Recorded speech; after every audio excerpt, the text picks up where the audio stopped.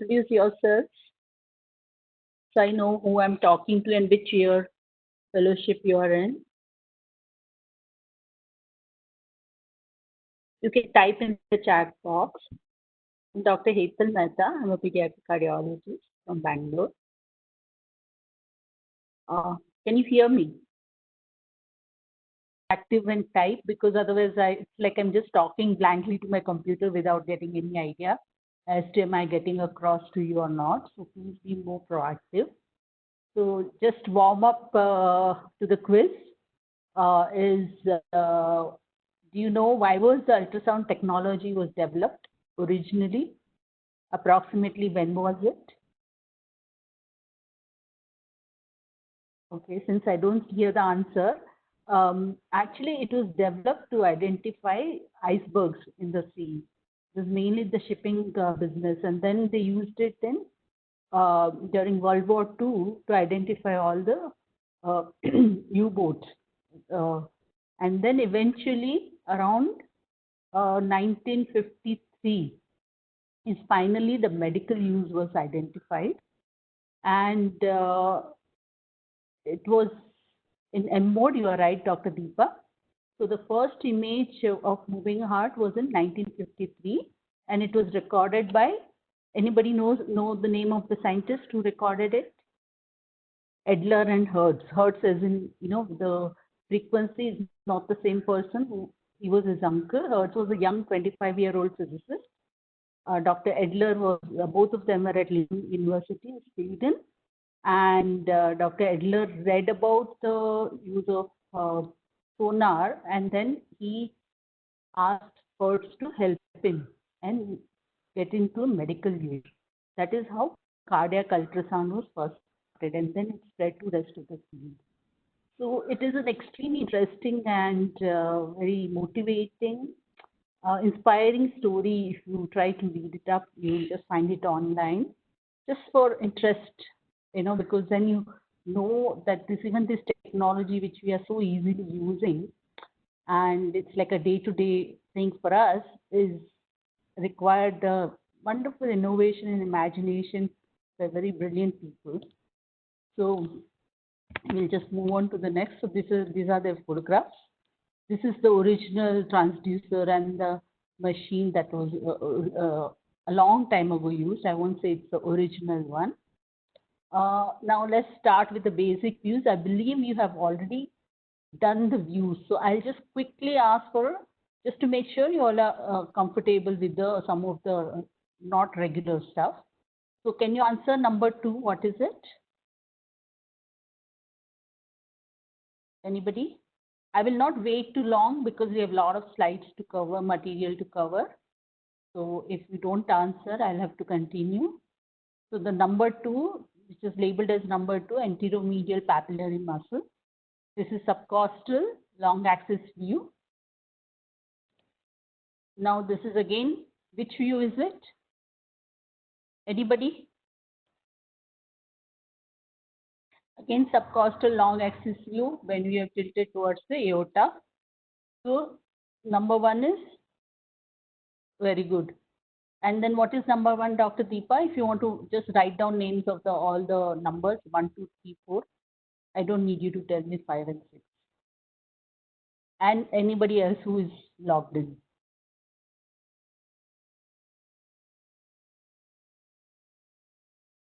So can you identify LV to aorta? Okay, so on the top here is the LV, here is the aorta. You can see the coronary artery coming out here from the left sinus. Here is the LPA, RPA, descending aorta. Okay, this is again the aortic valve here, and this will be the tricuspid valve. Next, again, further going more anterior. Anybody? What is this, number 1?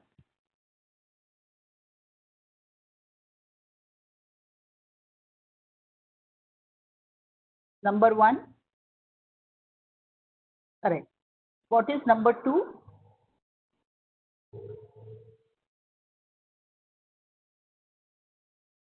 It's thymus.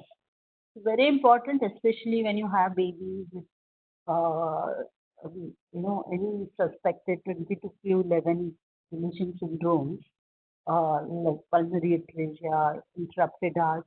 You want to make sure the thymus is present. So you can see the thymic shadow here. You can even see it in this view. See this shadow around the heart? Okay. So that's the thymus. Again, we will see what is number one in this view. Again, this is we are still in the subcostal long axis view. Here, what shadows, the soft tissue shadow that you see will it be? Anybody I just mentioned? This is again a thymic shadow. Okay, this is RA, RV, RVOT, and LV. This is slightly tilted view to get the better idea. Now, which view is this? Slightly modified, but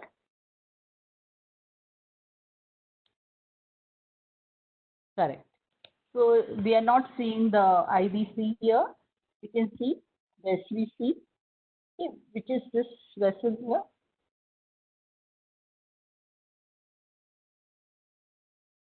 Correct.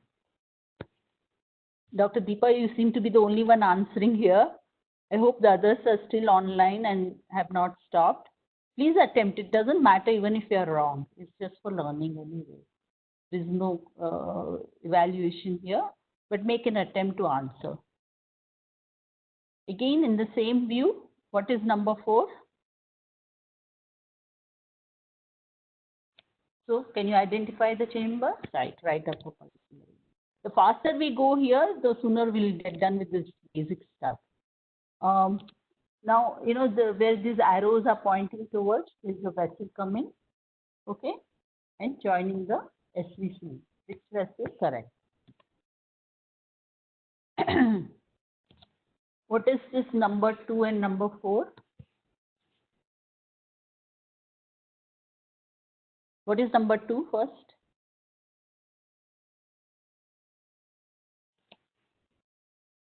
Yes, AV valve. So mitral and tricuspid. Again, number 2, what is it? I specifically want you to tell me AML, correct, and PML here. And what about number 1, the shadow here?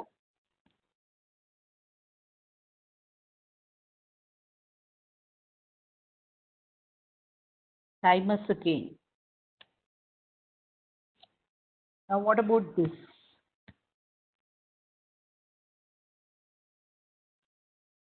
Subcostal view again. What are these papillary muscles? Anterior and posterior. I guess, there's nothing very unusual here. We're looking at the aortic arch, so this is a regular view that you all are used to. Now, this is, which view is this? Sorry, there is a shadow here, but there is one vessel here. Another vessel, suprasternal, correct. So, what is number short axis? What is number 2?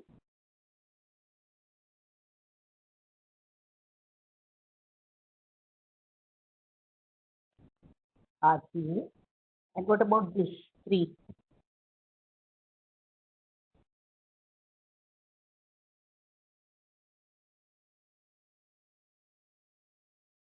No, it is left upper pulmonary vein. So, right in this view, when you go slightly more posteriorly, when you incline it, you see this opening up, left upper pulmonary vein and left upper vein. Okay.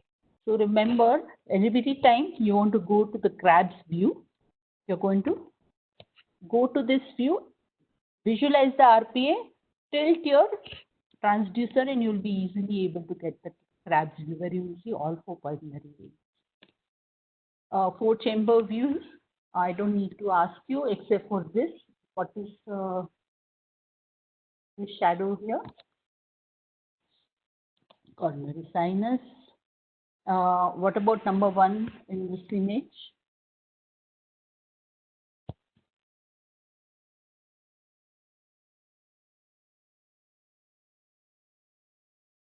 eustachian valve. Okay, we can see this shadow here. So this is LA and this is the RA and this is the eustachian valve. Now, again, regular long axis parasternal view, as you know it. Number one would be the right coronary origin. So especially in cases like Kawasaki, which you will see frequently enough, you have to make sure that you're looking at every possible proximal as well as distal coronaries. So it's not limited to one view. You have to start looking for it in whichever view you can visualize. So here is the origin of main coronary artery. Now this is another one. Where can you tell me what is this number one? Parasternal long axis, as you can see.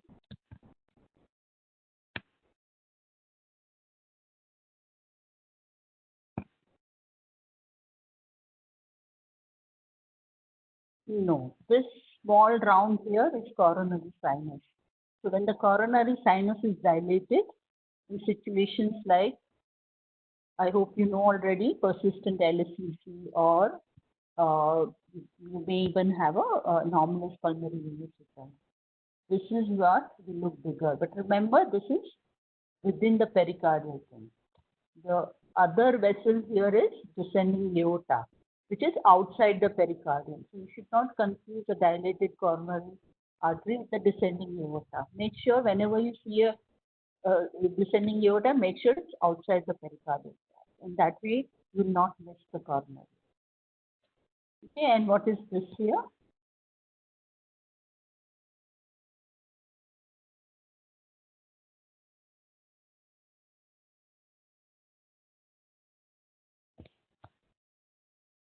This here.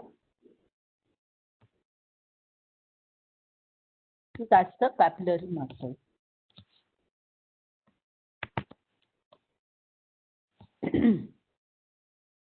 Again, number one, parasternal long axis view. We are tilting our transducer.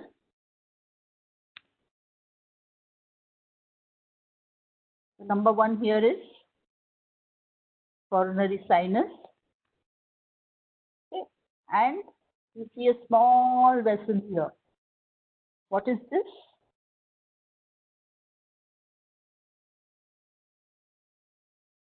Anybody? This is more like a teaching rather than quiz. Quiz, you're supposed to answer. So this is a posterior descending the artery.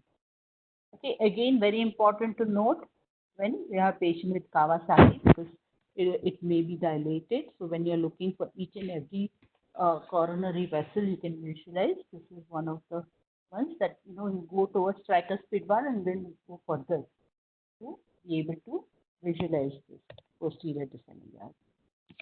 Now, short axis view, I will not go into detail, except that I want you to tell me which cusp is this one.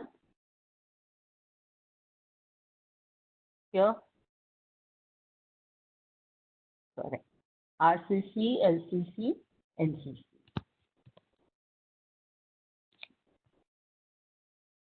Number one is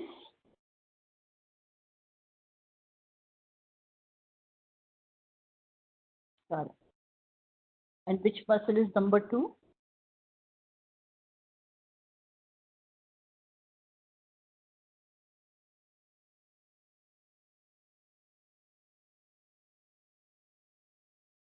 No. What do you think? Where is the anterior in this echo image? This is anterior, right? Because your probe is here. So which muscle seems more anterior and lateral? It's a posterior-medial, anterolateral. If you remember this image, you will not get confused. Okay? Because if you remember that the one in the lateral wall is more anterior. Remember the image. A lot of echo, anatomically, you can just have visual memory of it and it will not confuse you. I assume you all know it already. This is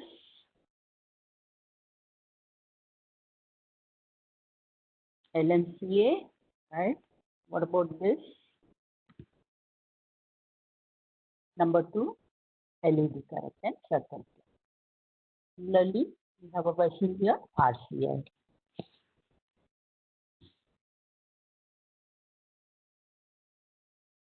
Okay, I'll skip this because it's not a very good view. But here, basically, when we are tilting in the parasternal view, we are able to see the RCA going across. But unfortunately, arrows are off, so I will not comment further. So arch view, what is number 5?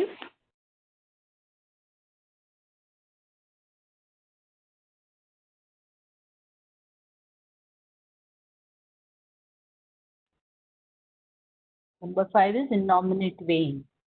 Okay, so we'll see all the arteries except for one vein, which is seen here. However, when you have retrograde innominate vein, you will see another vessel under the arch. So just good to remember. What about this vessel here?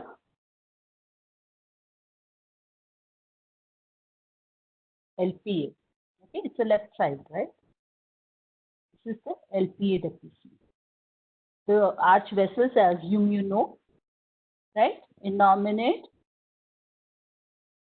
left common carotid, and left subclavian. Now here we got that. Remember I told you before, suprasternal view. When you open up the RPA, sorry. So this is the RPA. When you open up, you tilt it further posteriorly, because remember the pulmonary veins are the most posterior structure of the heart. So you are going to look for the most posterior structure. So what view is this called?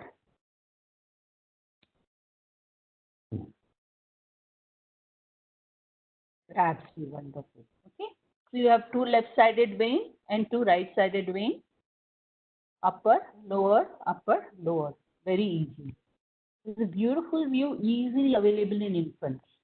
Newborns, always you must attempt to get it, because it will be easily available. Sometimes 1 or 2 veins, especially left, right upper, may not be in the same plane. You may just have, as the other 2 veins, 3 veins, you may just have to move your transducer around. But always make sure, even in a normal newborn, that you are able to visualize at least these 4 veins. Now, let us look at the situs. So, this picture is of situs. We have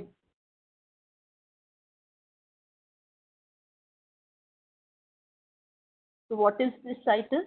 What is the situs in this picture?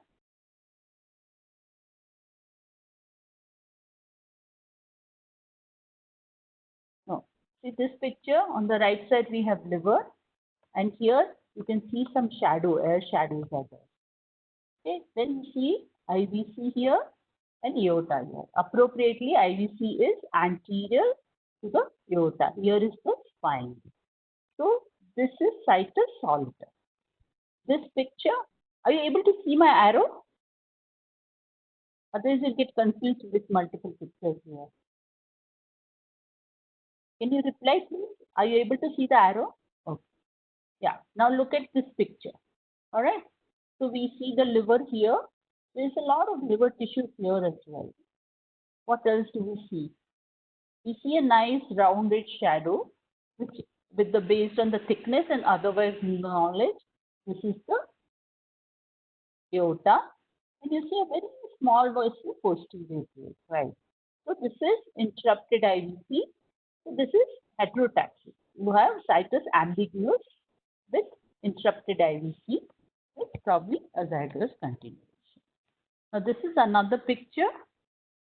Unfortunately, it's not very clear, but I'll tell you this is. Can you make out in this picture?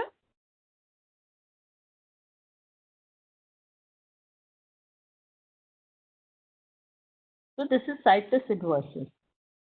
Aorta, IVC, you can see a good size one.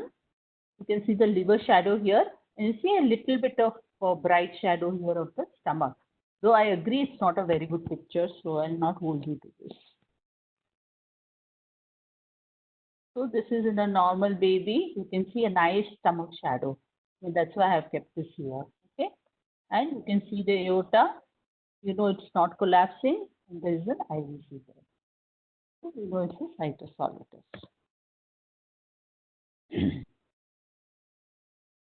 Now, anybody wants to attempt? What is this vessel we are seeing here?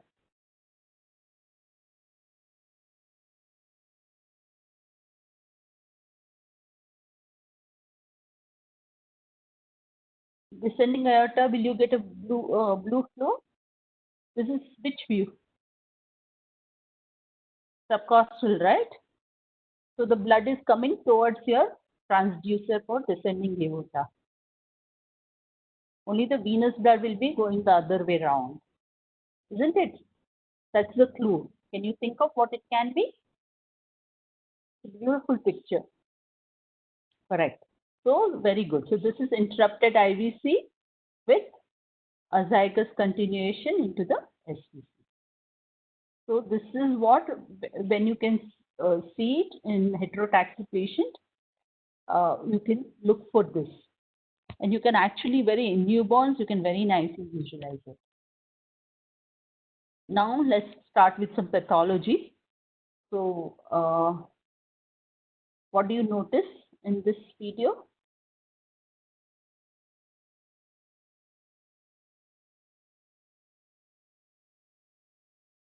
Okay, so pay attention to this, giving you clues.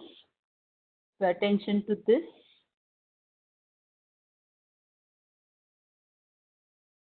Correct. So there's a bald LA. So what do you suspect? Yes, TAPVC. So you can see that there is a confluence here. All right. Even here, you can see the LA is only this much in this view. So it's a slightly moving and not very clear picture you can make out. Here, you can very clearly see bald LA. There is a confluence in the back. Let us see what kind of TAPVC is. So what kind of TAPVC is this? This is suprasternal view.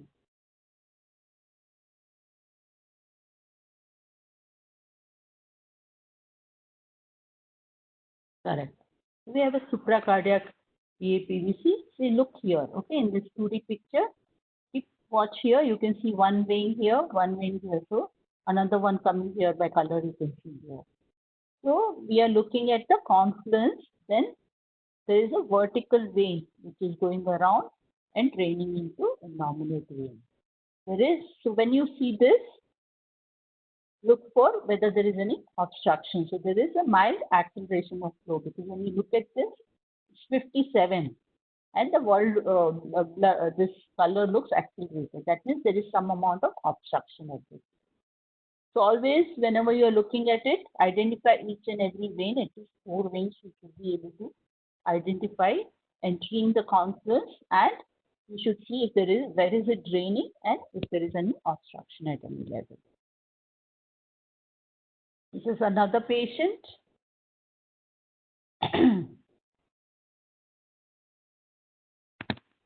What do you see here?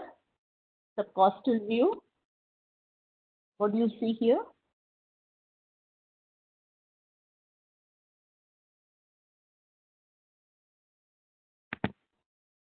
So we can see obligatory right to left shunt. Correct. So right to left shunt, when you see at ASD level, what is it that you're going to worry about? Just give the differential. Obligatory right to left shunt. Correct TAPVC. What else? Stratusymmetry. So those are the 2 main ones. Yes, sometimes extremely severe PH, CPHN babies, you may see that level. You may usually always see a small left to right. So now this is another baby that we saw the previous picture. This is what it is showing in the subcostal view. What do you think is happening here?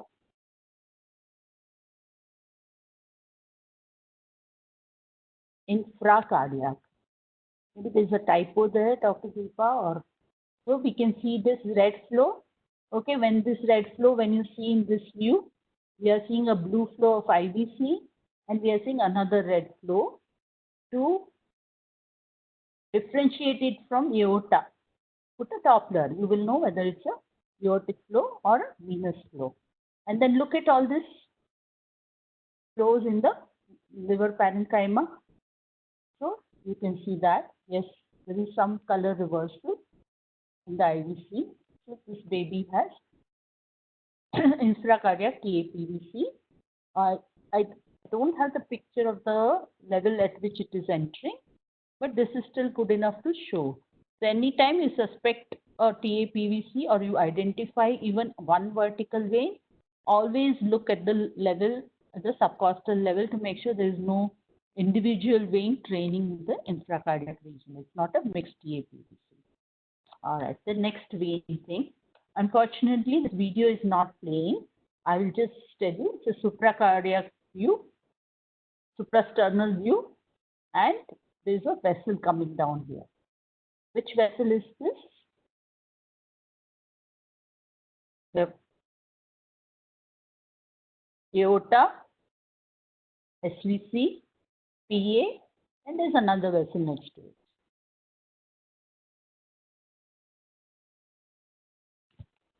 LSVC, correct. So we have an LSVC coming down. So we have RSVC, LSVC, and there is no connecting vein between the two.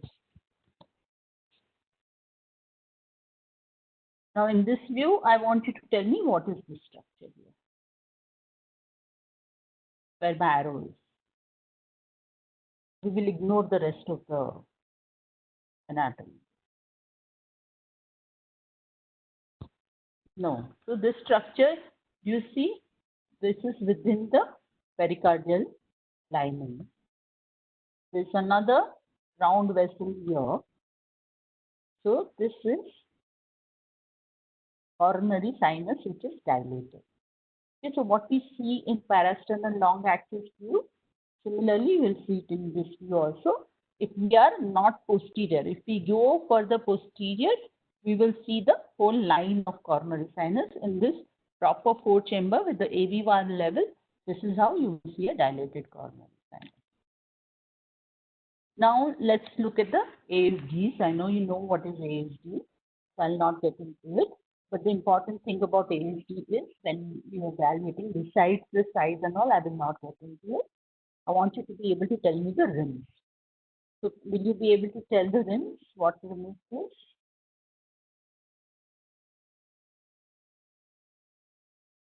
And are they adequate or not? So let's start with this picture. Are they adequate for? Yeah, so this is AV rim or mitral rim also it can be called. What about the rim here?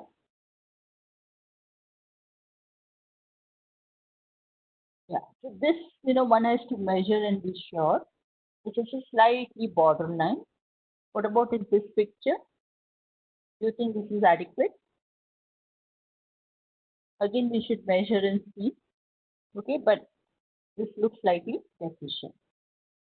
So this is the posterior superior rim here. Okay. Now, bicable view. Which rim is this? Assume you all know SVC, IVC. What about this? Here in this picture, we have subaortic or aortic rim and posterior rim here. So this looks decent. Just another small, simple way to think about it, so that you know which rim you will see when your plane, echo plane is like this. Okay, so when your echo plane is like this versus this, you have SVC, IVC, you have aorta, posterior rim, or preatrial and mitral rim, and you could be cutting your thing in whichever way. Here there is a picture to show this one. So based on which cut you are taking, you will be able to identify. This is again a bicable view. Here, this is something. What is that?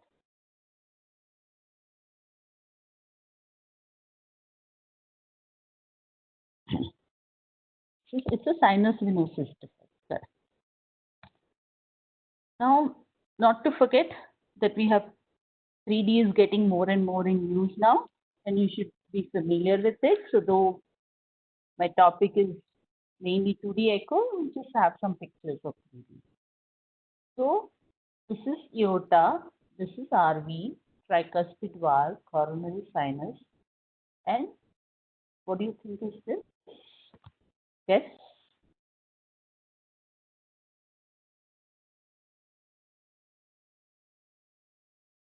No. So this is the atrial septum. Okay. It's just above the coronary sinus, and there is a defect here. The same thing when you are looking from the left side. This, when we do the 3D, we acquire a complete thing, and then we can make cuts. So we acquire a full volume, and then we make cuts looking either from the right side or the left side. So this is how that ASD is looking from the left side. So this gives us an idea to assess the rim around it. You can see there's an adequate rim everywhere here, and that is very useful. So you can see aorta is the defect starts here. So you can see there's an adequate rim here. You can see tricuspid mitral valve here and ASD here. So you see that there is adequacy here as well. So it is extremely useful to identify for the adequacy. Now let's look at this picture. Can you see and can you think what is this on 3D? So this is on PE. That's why we have such beautiful picture. So this is a catheter which is going across the ASD, and we have ASD device here. So yeah, it's a lovely picture to look at. Now some just very quick simple thing. I just want you to tell me the location of VSD. Which location is this?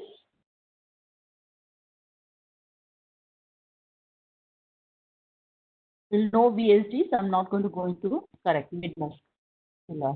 What about this?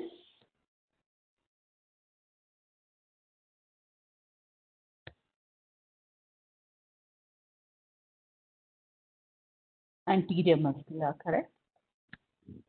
I'll really like everybody to answer. Dr. Deepa is doing all the hard work today. Please answer. I'm sure you all know about VSDs, ASD, etc.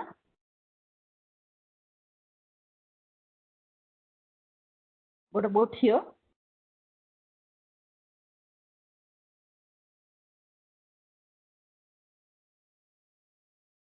Perimembranous, and this view. What about this?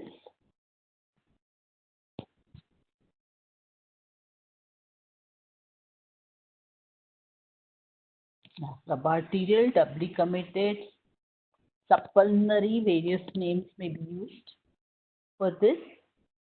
So we have one picture here, a complication of VSD. So what do you think is happening here?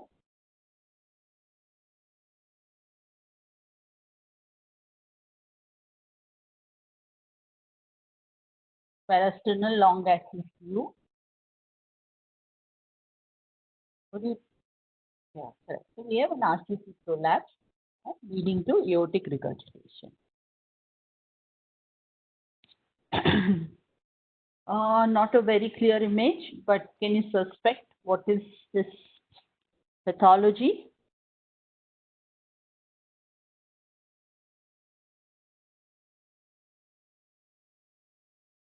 Common AV valve, correct. So you can see the AV valve are at the same level. And we have an inlet VSD here. We have a regurgitation at the coaptation point. So I hope all of you are familiar with which is left, which is right part of the rim, okay, and the balance in AV canal defect. So subcostal view, which is showing us the common AV valve. So are you familiar with the different leaflets of the common AV valve? Will you be able to label them? Okay, so we have picture here. So tell me which leaflet is this? This is common AV valve, which is in the subcostal short axis view, opened, slightly tilted view, modified, you can call it. What do you think is this leaflet here?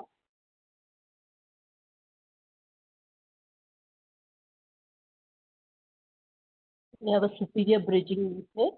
Yeah, you can call it anterior bridging leaflet also. What about the one behind?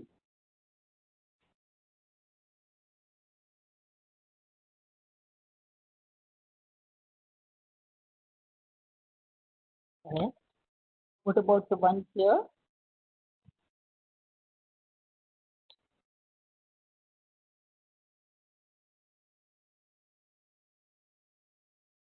Correct.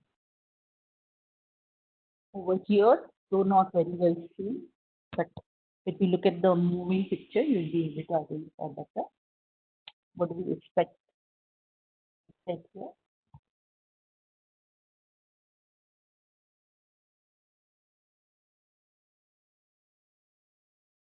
We have a picture here, right?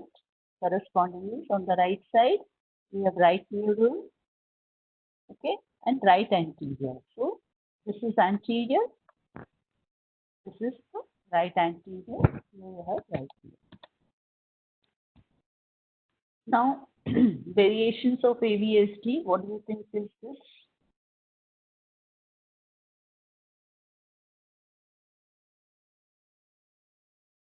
Correct.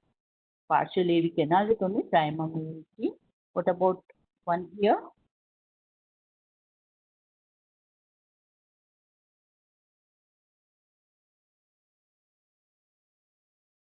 Transition. So we can see this chorda which is attached here and which probably there is no shunt at this level, or there may be a small shunt. Again, it's not playing anyway. Can you identify, what would you call this kind of AVSD?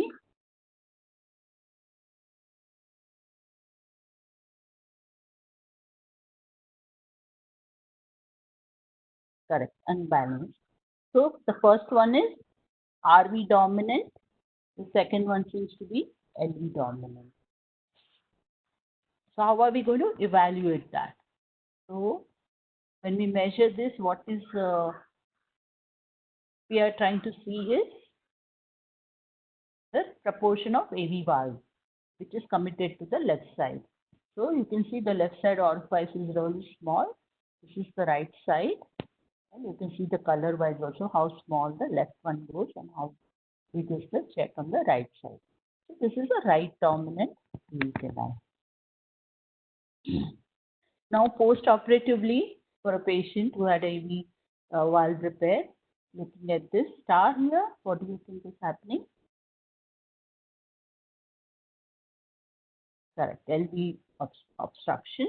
Here there are some 3D images of LV obstruction with, you can see here there is a attachment of, what is it? What do you see here? Can you make out?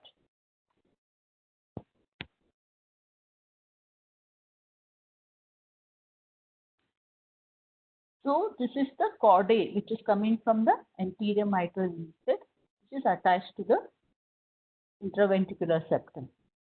You can also see in this picture when the AV aortic valve opens, you can see this is not fully opening.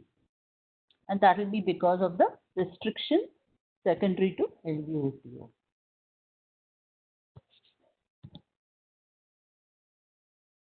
Now next patient, blue baby. This is what we see. So this is the RVOT. What do you think is going on?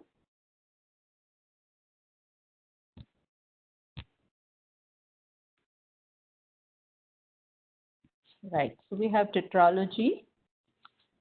And this is a short axis view. This is a very zoomed up short axis view.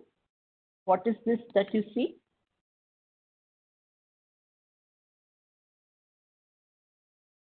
Parasternal short axis view with RVOTO, and what is this called? That is causing RVOTO, this level.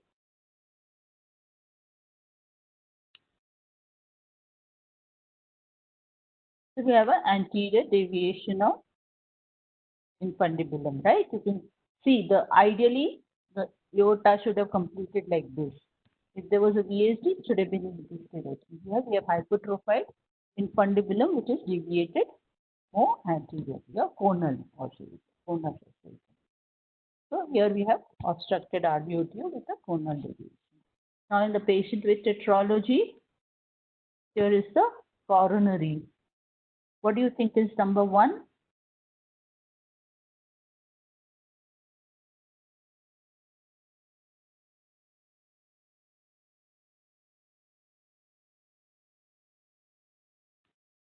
So we have a right coronary coming out, which is going correctly. You see another small branch which is going towards the RVOT. So that is the conal branch. And there's one more vessel going.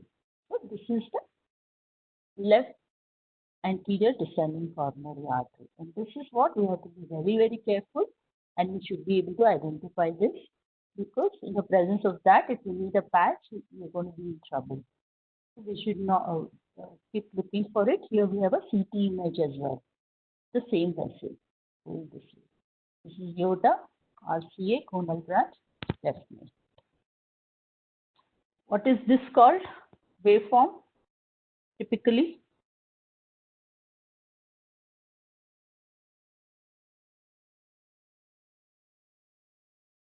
Dagger, yes, it's double envelope, right? What does it signify? We have two envelopes here. Here as well. So there's a late systolic peak as well as yeah. So there's a two level, valvar and subvalvar obstruction. So basically, when there's a multiple level obstruction, we will get peak at each individual level. Now, this is a patient who is a post-operatively from tetralogy. So based on the Doppler profile, what do you think is happening?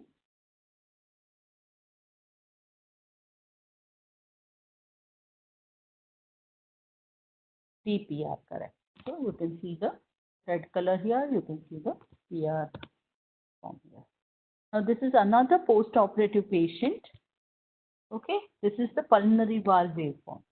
So as you can see, there's only around 2.5 meter per second here. So not a lot of gradient, but not a lot of PR here either. But what is this, the arrow? What does it signify?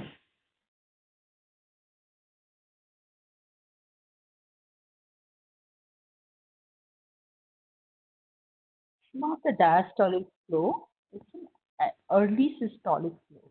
So what this is typically seen when there is a restrictive, correct, restrictive physiology, very right, very good. So when there's an atrial contraction, so this is the A wave. And when there's an atrial contraction, because of the restrictive physiology, there's an antegrade flow in the PA at the same time, and we can see this. Just to mention it, that now for the RV function, RV dimensions in tetralogy, especially post-operatively, the strain as well as the speckle ones is being tried. And so also 3D RV volumes. So still MRI is the standard for the RV function, but it's something that we have to keep in mind, and you have to keep trying, because when you all are learning, you should try and learn and practice.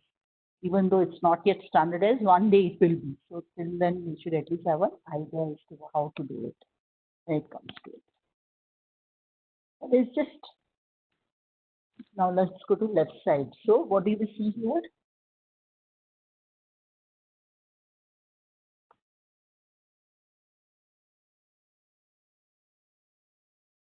Right, so we have subaortic membrane. This is looking from inside the ventricular cavity. There is a fibrous, you see that? This is the causing the membrane which is causing the obstruction. Another picture, what is this typically caused by? What do you think is causing this? Pulmonary, subaortic obstruction.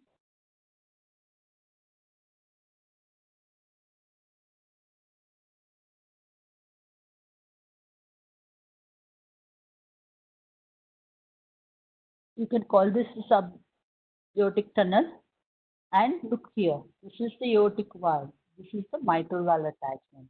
So there's a conus in between, which is hypertrophied, and that's giving us this subaortic tunnel. So here again, you can see there's an LVOTO. In this patient, there's a very thick IVS. Now, when do you say it? Hypertrophic cardiomyopathy. Now, what do you think is happening here? What do these arrows signify?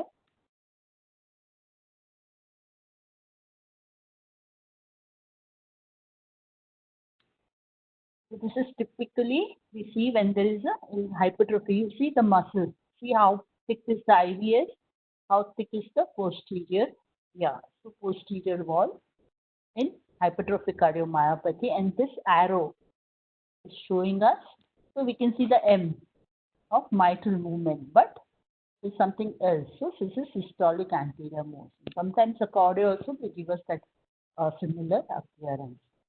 Now, what is this showing? This is same patient, LVOTO. Look at this waveform. Again, look at this waveform. Okay, so we can see there are two peaks here, one here, one here. The whole waveform has multiple peaks, and that is because of the different level of obstruction that it has. So what is this?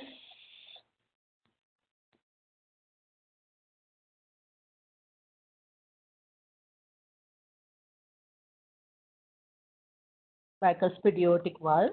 We can call it bicuspid aortic valve disease. Why? Because here, this is another bicuspid aortic valve with, what is this?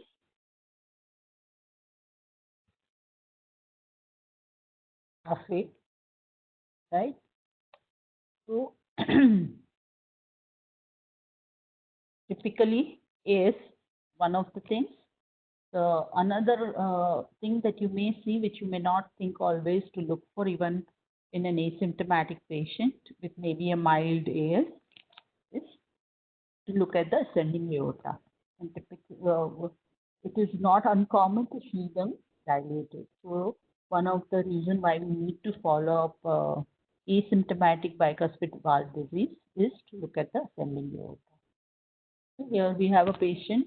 This is my patient who was 3-year-old first time when I identified that when I saw him for the first time.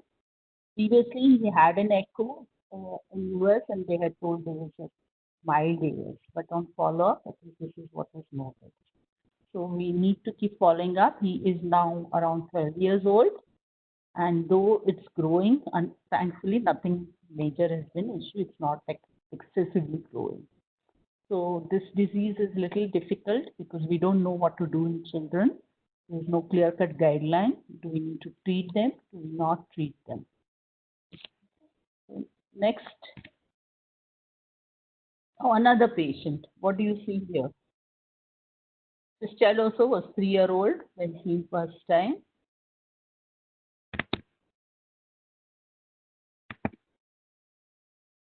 You can see that there's a significantly dilated non-coronary sinus.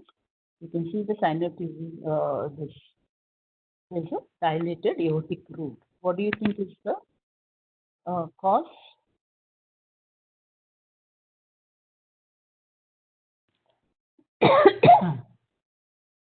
Marfan, right? So it's Marfan. So just why I'm showing you both together is look at this. So typically Marfan, you will very most likely see the dilatation at this level. The sinus will be usually ectatic sinuses. Whereas in a patient with bicuspid aortic valve, we are likely to see the ascending aortic valve. And yes, you may see descending aorta and other areas as well in bicuspid aortic valve disease. This child is also doing well, similar age, both of them. And the Marfan child is on medication, the other child is not.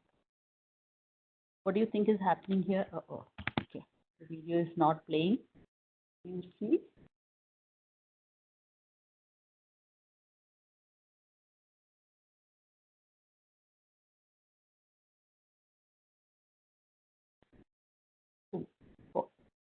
Yeah, so we have a shelf here, we have coarctation. You can typically, the moment you see this kind of look, always suspect coarctation. You can see typically it's much wider here much narrower here. Right? You have to put the color diopter and see, but in case child has a depressed function and all, you will not get any gradient over there. So it's very important to look at them 2D. Even if you're not getting gradient, you are not seeing acceleration, look at the width of the colors left and look at the 2D in a patient with a depressed L function. Otherwise, you will miss. There's another child, coarctation. So, what is this waveform signifies? How do you describe this waveform?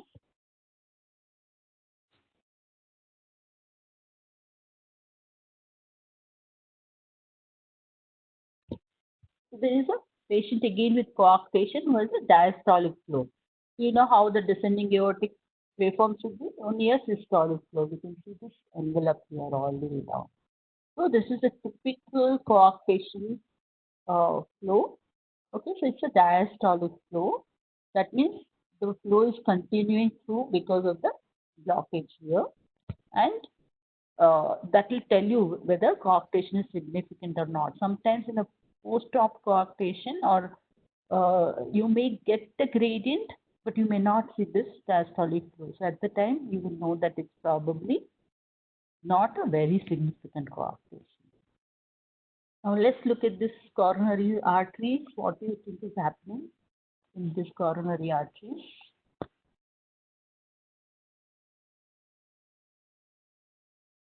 You know how hard it is, right? They are dilated. You know how hard it is to identify coronary. So the very fact that you can see them so clearly, there are aneurysmal coronary arteries, and secondary to most likely Kawasaki. This is another some pictures. Here you see how big is the coronary here, left main. These are the aneurysms. Okay, you can see a giant aneurysm as well here. Look at how big it is. Scary. Now another patient. What do you think is this? Everything is labeled, so you should be able to identify. You just have to outcome. Correct. So there's another picture here I have kept specially. What do you think is happening here?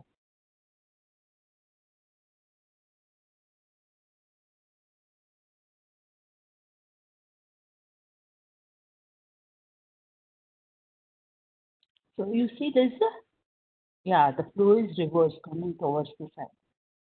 So sometimes it looks like the coronary is coming out from aorta, but actually it is just superimposed. So it's important to visualize the flow. If you see a reverse flow, then you have to suspect L-kappa in those patients. Check it out further.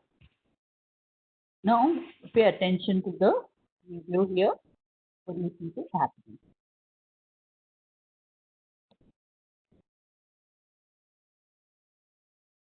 Same patient, another character.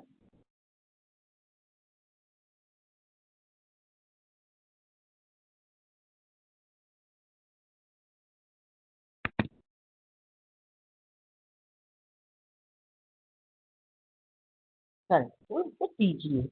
We can see it's the LV on the left side. This looks like the RV, though you can't see very clearly. The thing that you have to suspect is the moment you can see both the valves in the same view. Okay, you have to suspect TGA when you see both the valves parallel to each other, both the great arteries.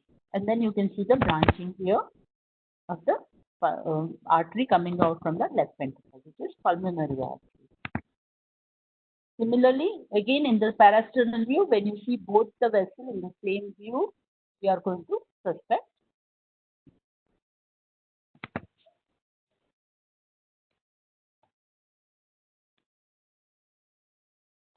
All right, so this is a child who, with the TGA,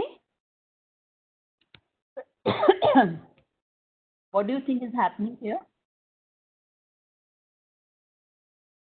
Okay, let me say this is coronary artery. What do you think is with the coronary artery? You can see colors also, so they are not proper. There seems to be a single origin because you can see one vessel going this way and the other one going. Now next, this is a child who has already had a surgery. So what do you think is happening? What is this called? The conch. Why did I put this here? Okay, I'm not sure why it's here other than showing the.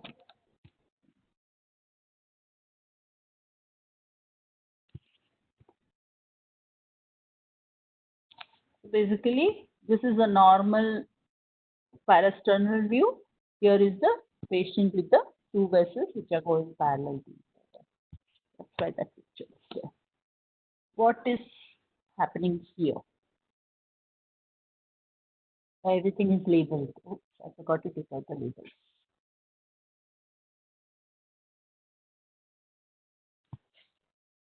What is this called? What is most likely ventricular involution? Yes, at least from this picture you can say it's most likely LTGA. When you look at the red vessels, you will to confirm that. What do you think is happening here in this picture? Look at the color as well. Look here. Again, the chambers are already labeled.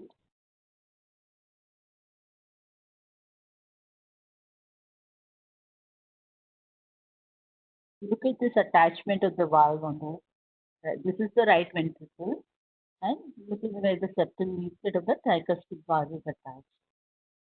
So we have a L ventricular inversion with extremes of the tricuspid valve, and then you can see how big is the tricuspid regurgitation chest. So here it is labeled what is this position and what is this position. First one here, A,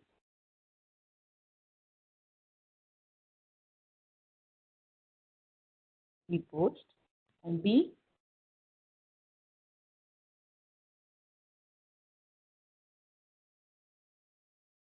L post. So basically, aorta on the left side, it becomes L post, levo post. Aorta on the right side becomes dextro post. Now pay attention here. Okay, this is the one vessel which is coming out from the heart. I'll show you more pictures of the parasternal view. Same patient.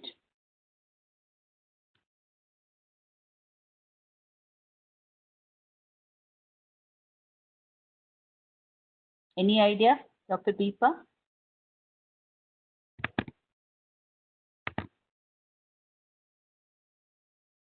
Pay attention to this. There is a vessel which is coming out from aorta.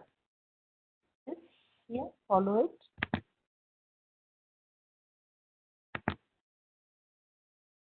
Here, truncus. Right.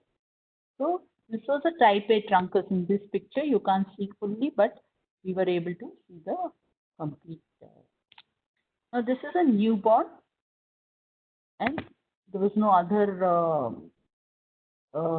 congenital disease associated, but this is what we see. What do you think is happening here?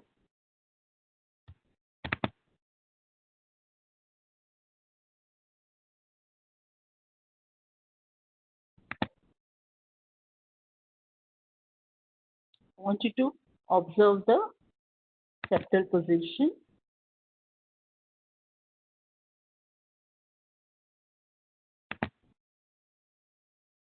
And look at this, how the septum is moving even here.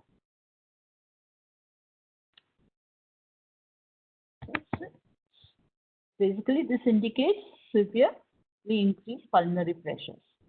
Yes, it may be PPH, and if there's some other associated thing, you will see. You can also see the depressed function. Look at the septum, it's barely moving. It's a very sick baby. Here also you can see how the septum is bouncing there. Right? You can see the PR here, which you will be able to measure. Okay, just some interesting thing. What do you think is happening here?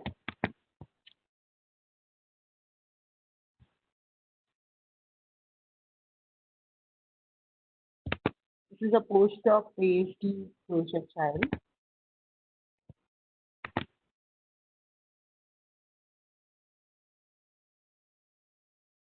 So we can see there's a mass here, right here, the RA. Correct. We'll go a little faster because time is already up. Now this is a baby who came with respiratory distress, hypotonia, cardiomegaly on X-ray. This is what echo is like. What would you suspect?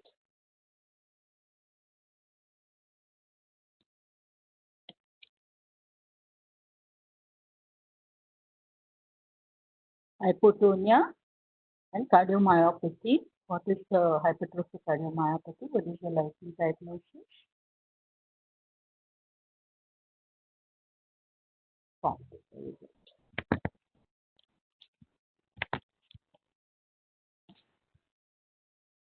What do you think is there in place?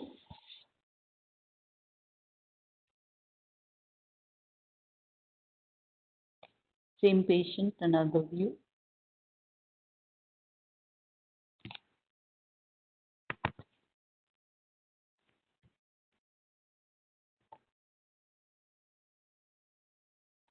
So we have BSD device. Now this is another post-op patient.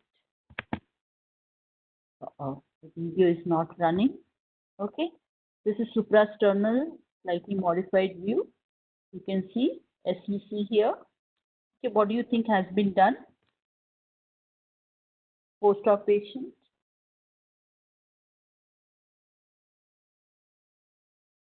Length, correct. So you can see the RPA and SVC connection here. You see there's a laminar flow. There doesn't seem to be any obstruction. On 2D also it is normal. What is happening?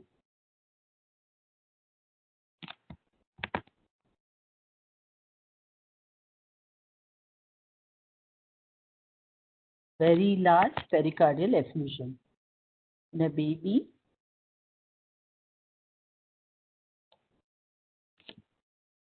All right. Now, does this remind you of some very typical appearance? MS. Because of etiologically, can you tell? Hockey stick, yeah. So what do you think is the etiology? Correct. So we know hockey stick appearance. And what is the etiology? Is it congenital or acquired?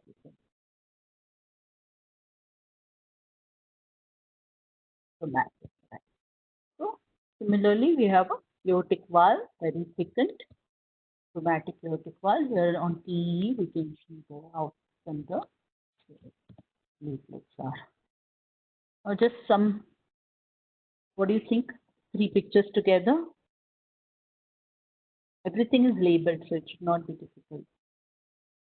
I want others to answer if they are there. What do you think? The size of LV? HLH, correct. So this is a hypoplastic left heart. As you can see, a very small LV. See the aorta origin. This is LV to aorta. See how small it is. Look at this. This is just like a small vessel. The size is smaller than the carotid here. This is the size of the ascending aorta. An arch. So here and then ahead we have the shelf here. So this is hypoplastic left heart. Another one, hypoplastic left heart, and you see this brightness in the LV, endomyocardial fibrosis.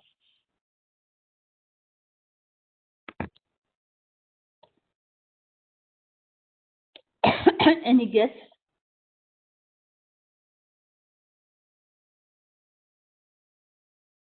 What is arrow showing?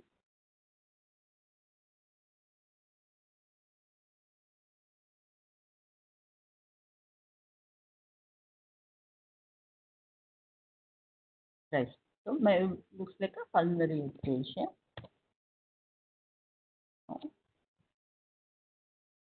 What do you think is happening here?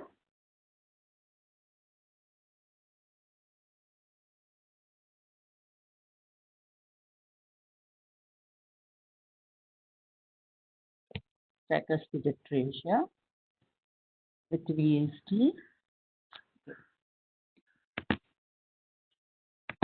Sorry, this is not playing, the video is not playing, so I will only tell you. The normally related great artery, but if you see here, it's a bicuspid pulmonary valve. Just interesting thing because we noticed in the newborn it's kind of easier to see, as you know. Okay, so what do you think is happening?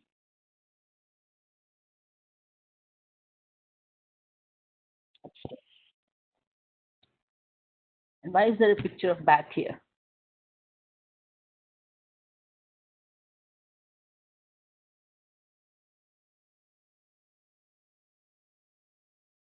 Bats use echolocation. So they also use that to identify their prey, the ultrasound waves.